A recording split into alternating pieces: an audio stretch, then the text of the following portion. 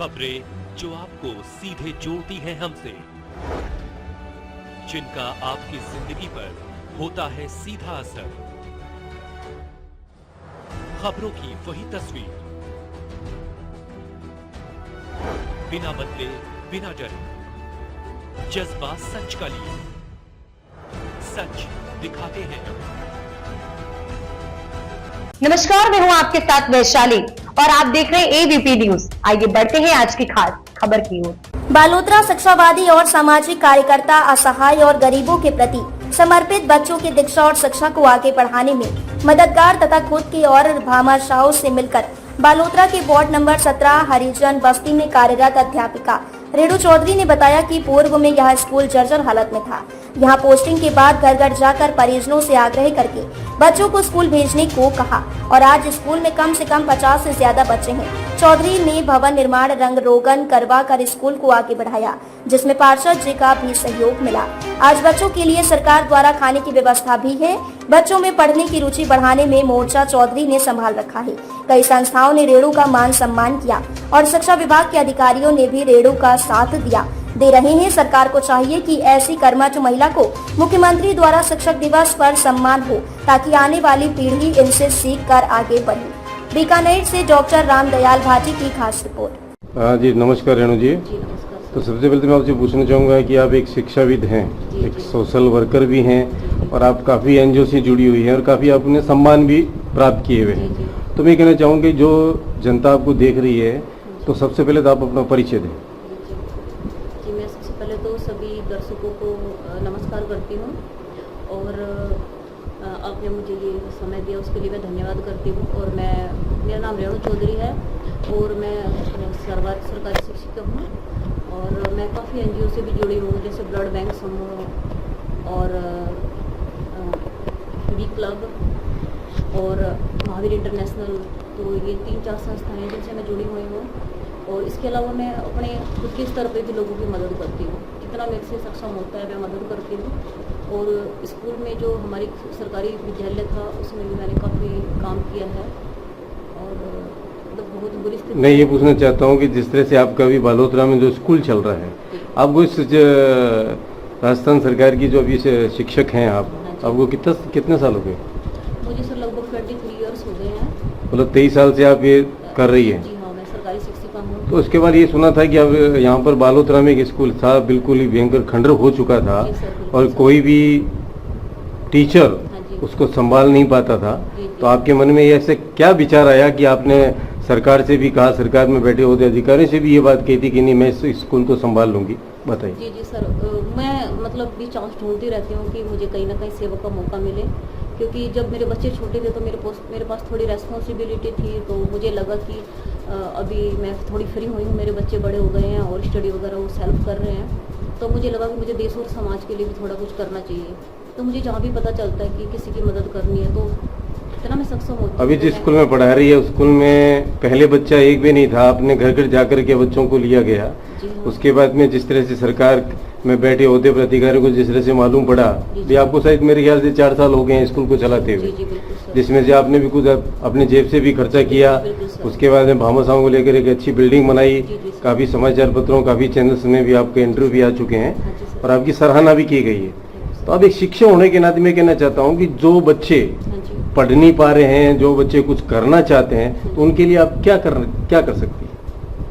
मैं बच्चों के लिए ये चाहती हूँ कि आजकल सबसे बड़ी जो मुझे समस्या लग रही है वो युवाओं के लिए लग रही है मुझे, क्योंकि आजकल काफ़ी बच्चे दिशा भ्रमित हो रहे हैं। और जैसे कोटा जैसे शहरों में और भी कई जैसे ऐसे शहरों में स्टडी कर रहे हैं, तो कई बार क्या होता है कि तो आत्महत्या जैसी घटनाएं हो जाती हैं। तो मैं चाहती हूँ कि वो बच्चे आगे बढ़े, स्वस्थ हो और देश और समाज में कुछ अच्छा करें और हमारे देश की भी अच्छी उन्नति हो इसके लिए। जहाँ एक बात चलती है कि सामाजिक कार्यकर्ता बनना, हाँ जी, एक सामाजिक कार्यकर्ता क्या हर कोई बन सकता है? हाँ, अगर मन में चाह हो और लगन हो, देश समाज के लिए कुछ करना चाहते हो तो सभी बन सकते हैं, लेकिन अगर मन में चाह नहीं हो तो फिर। अभी तक आपने जितने सामाजिक कार्यकर्ता हैं, सोशल वर्कर किए हैं, काफी एनजीओ से जुड़ी है, तो आज तक क्या क्या कार्य किया आपने? सर मैंने ब्लड समूह में जुड़ी थी मैं आज से लगभग 8 साल पहले। तो उस समय क्या महिलाएं ब्लड डोनेशन नहीं करती थी, डरती थी। तो मेरे सामने एक फ़ोन आया था कि भाई कोई महिला सीरियस है और उसके पेट में भी बच्चा है, तो उसे ब्लड की बहुत ज़रूरत है, तो हमें कोई दानदाता नहीं मिल रहा है। तो मेरा O+ ब्लड समूह था, तो मैं तुरंत जयपुर से आई और मैंने उस महिला को ब्लड डोनेशन किया। तो बल्कि मुझे ये भी कहा कि आप उस महिला से मिल लो, वो आपको थैंक यू बोलना चाहती है। तो मैंने कहा नहीं ऐसा कुछ नहीं है, बस नहीं, पढ़ने के बावजूद भी आज के जो युवा हैं, युवतियां हैं, जैसे स्कूल से कॉलेज में चले जाते हैं, तो क्या उनका जो बिगड़ाव है वो पढ़ने के स्तर पे तो नाम नहीं है कि वो बाहर चले जाते हैं, घर वाले पैसे लगाते हैं, कभी किसी गुट में रहना, कभी सिगरेट्स पीना, कभी ड्रग्स लेकर के स्टडी करना, तो ये जो माहौल चल रहा है, तो उस माहौल को क्या उसको किस तरह से देखेंगे? मैं तो आज के सबसे बड़ी यही प्रॉब्लम मुझे अब देश में लग रही है कि बच्चों की सबसे काफ़ी समस्या है लगभग ये, क्योंकि माता पिता इतनी अपेक्षाएं रखते हैं अपने बच्चों से कि वो कुछ अच्छा करेंगे और पूरी अपनी लाइफ है जो वो बच्चों के लिए समर्पित कर देते हैं।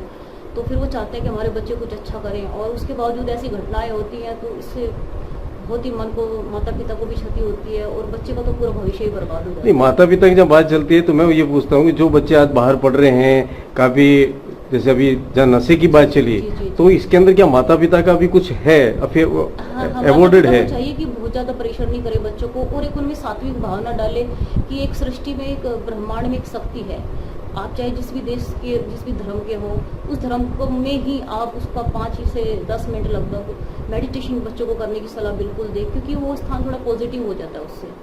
चाहे आप जिस भी धर्म के हो, अपने ही धर्म को आप 10 मिनट उन बच्चों को सलाह दे कि दिन में सुबह जल्दी उठ के जहाँ तक हो सके बिस्तर पे बैठ के, और जिस तरह से आप काम कर रही हैं, गरीब तबके के बच्चों को ला रही है, गरीब झोपड़ियों में से बच्चों को ला रही है, जबकि सरकार अधिकारियों की तरफ, क्या आपको सरकार की तरफ से कोई विशेष अचीवमेंट मिला क्या? विशेष नहीं मिला, लेकिन मेरे डिपार्टमेंट से जो हमारा बजट आता है वो मुझे मिल रहा है। और शुरू में स्टार्टिंग में तो मुझे खुद के लगभग ₹1 लाख लगाने पड़े, क्योंकि स्कूल की बहुत बुरी स्थिति थी, बिल्कुल टूटा फूटा था, वहाँ बिल्कुल बैठ नहीं सकते थे हम, वॉशरूम भी नहीं था। तो मुझे एक बार खुद पैसा लगा के पूरा सारी व्यवस्थाएं करनी पड़ी। और उसके बाद मेरा वार्ड पार्षद और हमारे CPO साहब ने काफ़ी सहयोग किया, तो कुछ और दानदाताओं ने भी सहयोग किया, तो स्कूल की आज बहुत ही अच्छी स्थिति हो गई है। और यहाँ तक कि पानी का फ्रिज वगैरह भी डोनेशन किया, और वार्ड पार्षद है जो वो भी मदद करते रहते हैं, और मैं अपने स्तर पर मतलब जितना मेरे से होता है मैं अपनी पूरी मेहनत करती हूँ। शिक्षाविद होने के नाते बिल्कुल चाहूँगा कि आप सरकार से क्या कहना चाहती हैं कि एक स्तर से ऐसा कोई विषय लागू किया जाए या ऐसे कुछ शिक्षक स्कूलों में भेजे जाए जो कि आने वाली युवा पीढ़ी को निखार सके? जी, मैं यही चाहती हूँ कि युवाओं में बहुत ये प्रभाव पड़ रहा है बच्चों का कि वो गलत दिशा भ्रमित हो रहे हैं, क्योंकि आजकल जो युवा हैं वो कई बार फिल्मों को हकीकत समझ के उसको अपने जीवन में उतार लेते हैं। वो जैसे भाई कोई दुख की घटना हुई तो हमें ड्रिंक करना चाहिए या फिर नशे का आदी हो जाना चाहिए, जो भी फिल्मों में दिखाया जाता है कई बार, तो बच्चे उसको हकीकत समझ लेते हैं। तो मैं ये चाहती हूँ किशोर अवस्था में जो 11th और 12th 2 क्लासें होती हैं, उन्हीं में बच्चों का थोड़ा मार्गदर्शन हो जाए, एक ऐसी पुस्तक बने कि भाई बच्चों को पढ़ाई जाए कि मार्गदर्शन जीवन का कैसा होता है, हकीकत का, और जो दर्शाई गई है फिल्में वगैरह उनमें क्या डिफरेंस होता है, तो हमें अपने जीवन को कैसे जीना चाहिए, तो ये एक चीज़ बच्चों में होनी चाहिए। तो मेरी यही रिक्वेस्ट है गवर्नमेंट से कि ऐसी कोई। इस खबर में फिलहाल इतना ही। ऐसे ही ताजा तरीन खबरों को देखने के लिए जुड़े रहिए हमारे साथ, सिर्फ और सिर्फ ABP न्यूज पर। अगर आपको हमारी ये वीडियो पसंद आई हो तो चैनल को लाइक, शेयर एंड सब्सक्राइब करना बिल्कुल ना भूलें।